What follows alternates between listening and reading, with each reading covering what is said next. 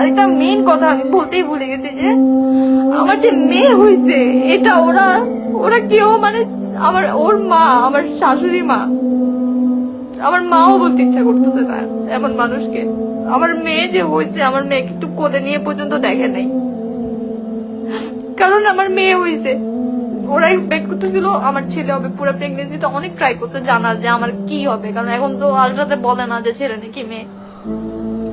আমি মেয়ে কেন জন্ম দিয়েছি, আমার এটাই সবচেয়ে বড় গুনাহ হয়ে গেছে ওদের কাছে। আমি খারাপ হয়ে গেছি এরপর থেকে, মানে ওর বাবা মা আমাকে রাখবেই না। মানে আমি কেন মেয়ে জন্ম দিছি, আমার ভুল হয়ে গেছে। শুধু মেয়ে হইলে এদের আপনার চেহারা 14 গোষ্ঠী আছে, কিছু ফ্যামিলি সবগুলার চেহারা কালো হয়ে যায়। মেয়ে এই মেয়ে কি এটা কি হের দোষ? মেয়ে দিছে কে বলেন? আল্লাহ দিছে।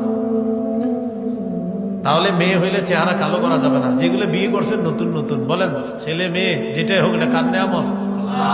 মেয়ে হইলে কি চেহারা কালো করা যাবে? এবার আসেন, এক মেয়ে আছে কাদের দেখি, হাত তোলেন তো।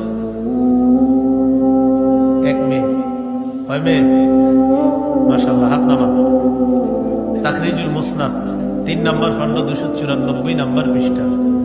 قال رسول الله صلى الله عليه وسلم, নবীজি সাল্লাল্লাহু আলাইহি ওয়াসাল্লাম বলেন, মান বুলিদাত লাহু ইবনা, কারো যদি একটা কন্যা সন্তান হয়, একটা কন্যা সন্তান হয়, ফালাম ইয়ারিদহা, এই কন্যাকে যদি জীবন্ত কবর না দেয়, ওয়ালাম ইউহিনহা, অবজ্ঞা যদি না করে, ওয়ালাম ইউসির ওয়ালাদাহু আলাইহা, নিজের ছেলেকে কন্যার উপর যদি প্রাধান্য না দেয়, মানে ছেলেও আছে মেয়েও আছে, ছেলেটার বেশি আদর করে যদি এমন না হয়, ইয়ানি আয-যাকার, নবীজি বলেন অর্থাৎ ছেলেকে বেশি আদর ব্যাপারটা যেন এমন না হয়, আদখালাহুল্লাহু বিহাল জান্নাহ, এই এক কন্যার কারণে আল্লাহ ওই বাবাকে জান্নাতে প্রবেশ করাবেন।